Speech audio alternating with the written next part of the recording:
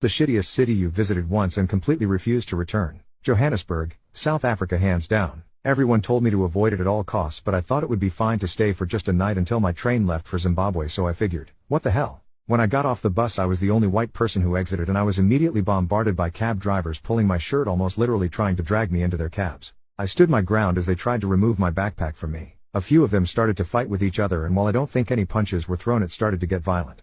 I quickly hurried over to another cab driver who was patiently waiting a little or further back. When we started to pull out of the bus lot, another cab driver drove his cab into ours, blocking the exit. Definitely hit us hard enough for some exterior damage to the bumper, but nothing more. My driver just pushed the other car out of the way with his by putting the pedal to the floor. This all happened in about a span of 2 minutes from the time I stepped out of the bus. My heart was racing, and I had heard horror stories about how bad the witch doctor stuff around the area is, and at the time it really felt like I was going to be kidnapped and cut up into healing medicine.